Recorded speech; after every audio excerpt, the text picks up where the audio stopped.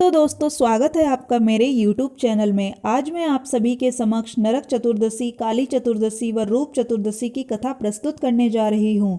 दिवाली से एक दिन पहले मनाए जाने वाले इस पर्व को नरक चतुर्दशी के रूप में मनाया जाता है। नरक चतुर्दशी के दिन व्रत करने से भगवान श्री कृष्ण व्यक्ति को सौंदर्य प्रदान करते हैं।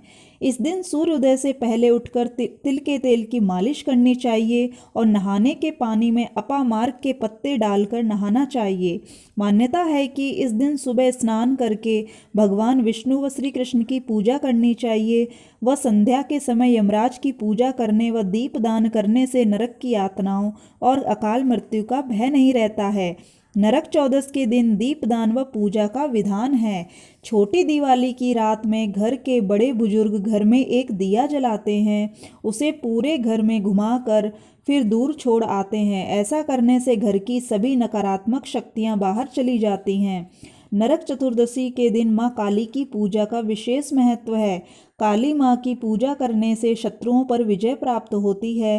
अधिकतर स्थानों पर रूप चतुर्दशी का पर्व यमराज के प्रति दीपदान करके यम के प्रति आस्था प्रकट करने के लिए मनाया जाता है। लेकिन बंगाल में रूप चतुर्दशी का दिन काली माँ के जन्म दिवस के रूप में मनाया जाता है, इसलिए इसे काली चौदस भी कहा जाता है। आइए अब शुरू करते हैं नरक चतुर्दशी की कथा। प्राचीन समय में रंती देव नामक राजा थे। वह पहले जन्म में धर्मात्मा व दानी थे। वह पिछले जन्म के कर्मों के कारण वह इस जन्म में भी धर्मात्मा पुरुष थे। जब उनका अंत समय आया, यम के दूत उन्हें लेने आए। यम के दूत लाल आंखें निकालकर राजा से कह रहे थे, राजन, नरक में चलो, तुम्हें वहीं चलना पड़ेगा।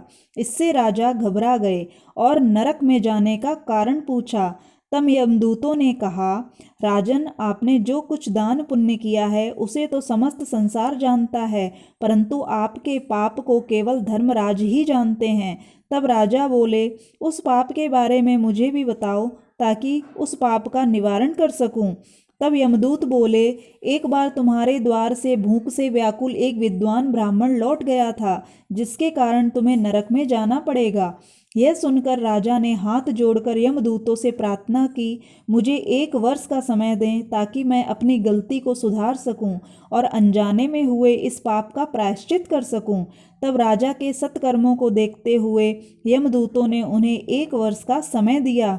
अब राजा अपनी भूलों को लेकर बहुत पश्चाताप कर रहे थे। साथ ही उन्हें चिंता हो रही थी कि वह इस पाप से मुक्त कैसे होंगे। तब राजा ने ऋषियों के पास जाकर अपने पाप की मुक्ति का उपाय पूछा। तब ऋषिगण बोले, हे राजन, तुम कार्तिक मास की कृष्ण पक्ष की चतुर्दशी का व्रत करना, भगवान श्री कृष्ण का पूजन करना व ब्राह्मणों को भोजन कराना तथा दान आदि देकर अपने अपराधों के लिए क्षमा याचना करना, तब तुम पाप मुक्त हो जाओगे। राजा ने ऋषियों के कहे अनुसार नियम पूर्वक विधि विधान से नरक चतुर्दशी का व्रत किया। नरक चतुर्दशी के व्रत के प्रभाव से राजा रंती देव बैकुंठ को प्राप्त हुए। तो दोस्तों, इसीलिए हम नरक चतुर्दशी का पर्व मनाते हैं। इस दिन भगवान श्री कृष्ण की पूजा करके हमें अपने गलतियों की क्षमा मांगनी चाहिए। तो दोस्तों, अब दूसरी कथा को शुरू करते हैं, जो कि है रूप चतुर्दशी की कथा। कार्तिक माह की कृष्ण पक्ष की चतुर्दशी को श्री कृष्ण भगवान ने नरकासुर नाम के राक्षस का वध किया था। इस कारण इस दिन का नाम नरक चतुर्दशी पड़ा।